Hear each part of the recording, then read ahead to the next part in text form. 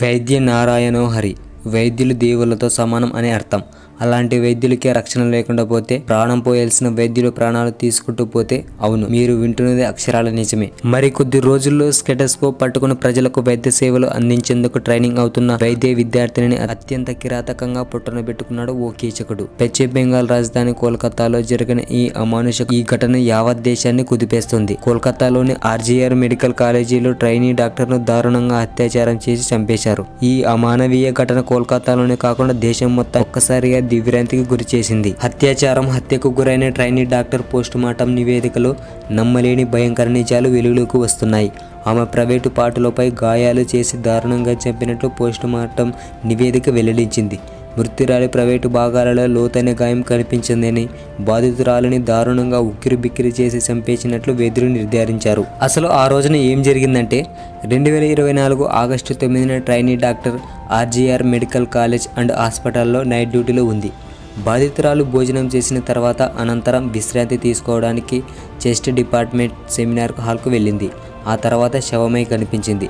అత్యంత దారుణమైన స్థితిలో మృతదేహం ఉండటం అందరినీ కలిచివేసింది. విచారణ చేసిన పోలీసులు ఈ నేరానికి పాల్పడిన సంజయ్ రాయ్ అనే వ్యక్తిని అరెస్టు చేశారు.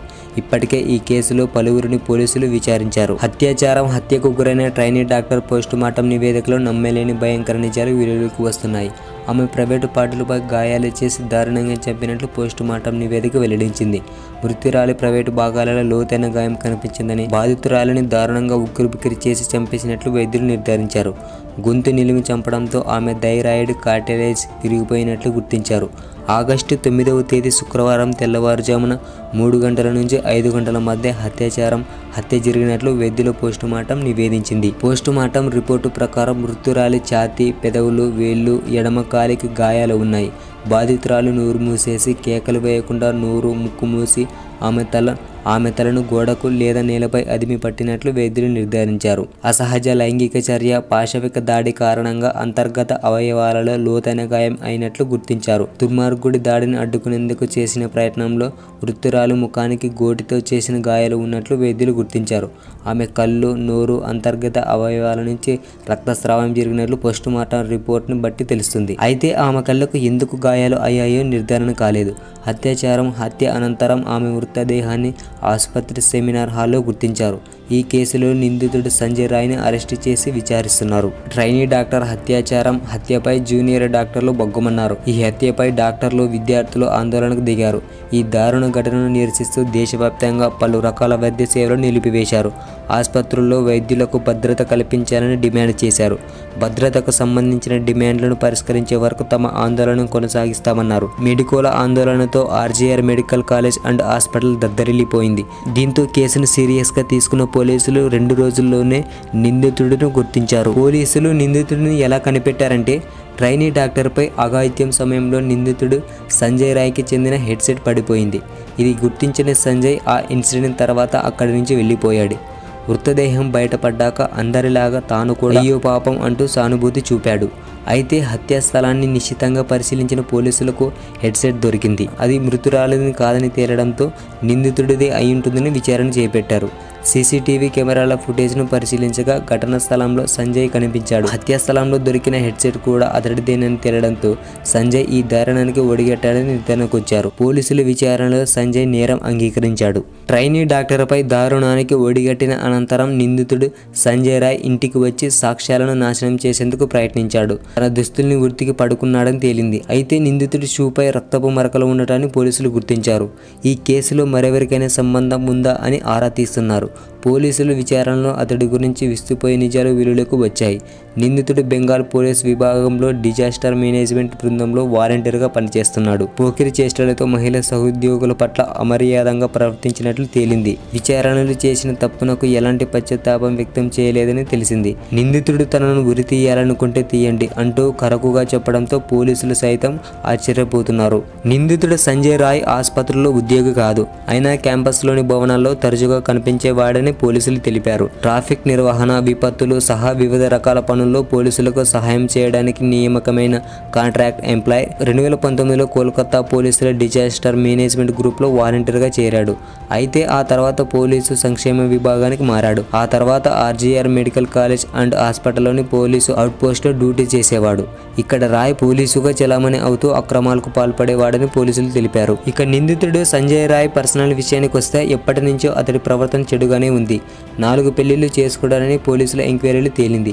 అతడి బ్యాడ్ బిహేవియర్ వల్ల 3 భార్యలు అతడిని విడిచిపెట్టేశారు. ఒక భార్య క్యాన్సర్తో కన్నుమూసింది. నిందితుడు తరచూ తాగిన మత్తులో అర్ధరాత్రి ఇంటికి వస్తుండేవాడని స్థానికులు తెలిపారు. నిజానికి ఈ కేసులో 5 రోజుల్లోగా విచారించి నిందితులెవరో తేల్చాలని కోల్కతా పోలీసులకు మమత ఆదేశించారు. అయితే ఈ దశలో జోక్యం చేసుకున్న హైకోర్టు కేసు విచారణలో ఏమాత్రం పురోగతి లేదంటూ తీవ్ర వ్యాఖ్యలు చేసింది. ఇక ఖచ్చితంగా సాక్ష్యాధారాలను చెరిపేయడానికి కారణం అవుతుందని ఆగ్రహం వ్యక్తం చేసిన కోర్టు ఈ విషయంలో హాస్పిటల్ నిర్లక్ష్యంపై కూడా తీవ్ర ఆగ్రహం వ్యక్తం చేసింది. అంతేకాదు తక్షణం ఈ కేసును సిబిఐకి బదిలీ చేయాలని కూడా ఆదేశించింది. సాక్ష్యాధారాలు తారుమారు చేసేందుకు ప్రయత్నాలు. ఘటన జరిగిన శుక్రవారం నాడు ఉదయం హత్యకు గురైన ట్రైనీ డాక్టర్ తండ్రికి KGR medical college and hospital నుంచి ఫోన్ కాల్ వచ్చింది. ట్రైనీ డాక్టర్ ఆత్మహత్యకు పాల్పడినట్లు ఆసుపత్రి వర్గాలు ఆయనకు ప్రాథమిక సమాచారం ఇచ్చారు. అయితే నేరుగా ఆసుపత్రికి వెళ్లి చూశాక అక్కడ జరిగింది ఏంటో మాకు అర్థమైందంటూ ట్రైనీ డాక్టర్ తండ్రి కన్నీటి పర్యంతమయ్యారు. అయితే ఆ ఫోన్ కాల్ చేసిన వ్యక్తి తాను ఎవరన్న విషయం కూడా చెప్పలేదని తెలిపారు. తమ కుమార్తె ముఖాన్ని చూపించాలని వేడుకున్న దాదాపు 3 గంటల నిరీక్షణ తర్వాతే ఆసుపత్రి వర్గాలు లోపలికి వెళ్లి ముఖాన్ని చూసేందుకు అనుమతి ఇచ్చారని తెలిపారు. ఒక ఫోటో తీసుకునేందుకు మాత్రమే అనుమతి ఇచ్చారని, బయట ఉన్న వారికి ఆ ఫోటో మాత్రమే చూపించినట్లు వెల్లడించారు. ఆ సమయంలో ట్రైనీ డాక్టర్ శరీరంపై వస్త్రాలు ఏమీ లేవని తెలిపారు. ఘటనా స్థలి దగ్గర సాక్ష్యాధారాలను తారుమార్చేందుకు ఘటన సిబ్బంది ప్రయత్నించినట్లు దీని ద్వారా తేటతెల్లం అవుతుంది. దీనిపై సమగ్ర విచారణ జరపాలంటూ పశ్చిమ బెంగాల్ డాక్టర్ల ఫోరస్ మంగళవారం నాడు సిబిఐకి ఓ వినతి పత్రాన్ని అందజేసింది. ఈ ఘటన నేపథ్యంలోనే రాష్ట్రంలోని ప్రభుత్వ యూనివర్సిటీ ప్రాంగణాల్లో భద్రతను కట్టుదిట్టం చేయాలని వైస్ ఛాంబర్లకు పశ్చిమ బెంగాల్ గవర్నర్ సివి ఆనంద్ బోస్ మంగళవారం ఆదేశాలు జారీ చేశారు. గతంలో ఢిల్లీలో నిర్భయ ఘటనలనే ఇప్పుడు కోల్కతా ట్రైనీ డాక్టర్ హత్యాచరణ ఘటన కూడా యావత్ దేశాన్ని కుదిపేస్తుంది. జాతీయ మీడియాతో పాటు అంతర్జాతీయ మీడియా కూడా ఈ ఇన్సిడెంట్ పై ఫుల్ ఫోకస్ చేశాయి. నిర్భయ ఘటన తర్వాత ఇలాంటి ఘటనలకు అడ్డుకట్ట వేసేందుకు కఠిన చర్యలు తీసుకొచ్చినా ఇలాంటి ఘటనలు పునరావృతం అవుతూనే ఉన్నాయి. మరింత కఠిన చట్టాలను తీసుకురావడంతో పాటు వాటిని పాలకులు అంతే కఠినంగా అమలు చేయాలనే డిమాండ్ వినిపిస్తోంది. అర్ధరాత్రి వేళ ఆడది ఒంటరిగా తిరిగిన రోజే దేశానికి నిజమైన స్వాతంత్రమని గాంధీజీ కలలు కన్నారు. మరి దేశం 78వ స్వాతంత్ర దినోత్సవం వేడుకలు జరుపుకుంటున్న వేళ గాంధీజీ కల సాకారం ఇంకా ఎంత దూరంలో ఉందో ఇప్పటికైనా సమాధానం లేని ప్రశ్నగానే మిగిలింది. ఈ కేసులో సిబిఐ దర్యాప్తు మొదలుపెట్టిన నేపథ్యంలో మరిన్ని సంచలన విషయాలు వెలుగులోకి వస్తున్నాయి. ట్రైనీ డాక్టర్పై గ్యాంగ్ రేప్ జరిగి ఉండొచ్చన్న అనుమానాలు వ్యక్తమవుతున్నాయి. ఆమె డెడ్ బాడీకి నిర్వహించిన పోస్ట్ మార్టంలో అధిక మొత్తంలో వీర్యం ఉన్నట్లు గుర్తించడమే ఈ అనుమానాలకు కారణం. ఆమె శరీరంలో 150 మిల్లీగ్రాముల వీర్యం ఉన్నట్లు ఆమె తల్లిదండ్రులు కోర్టులో దాఖలు చేసిన పిటిషన్లో ప్రస్తావించినట్లు తెలుస్తుంది. దీన్ని బట్టి తమ కుమార్తెపై ఒకరికంటే ఎక్కువ మంది గ్యాంగ్ రేప్ కు పాల్పడినట్లు వారు ఆరోపిస్తున్నారు. విరిగిన మెడ ఎముక, కళ్ళ నుంచి కారిన రక్తం, శరీరమంతా నల్లటి మచ్చలు, ప్రైవేటు పార్ట్ నుంచి రక్తం, శరీరంలో బహుళ వ్యక్తుల 150 ml వీర్యం. ఇది కేవలం ప్రారంభ నివేదిక. ఆ నొప్పిని ఊహించగలరా? ఆమె కోసం మనందరం నిలబడదాం. ఇలాంటి ఘటనలు జరగకుండా ప్రభుత్వం కొత్త చట్టాలను తీసుకురావాలి. తప్పు చేస్తే శిక్ష ఎంత భయంకరంగా ఉంటుందో అలాంటి చట్టాలు, శిక్షలు తీసుకురావాలి. అప్పుడే ఇలాంటి ఘటనలు జరగకుండా ఉంటాయి.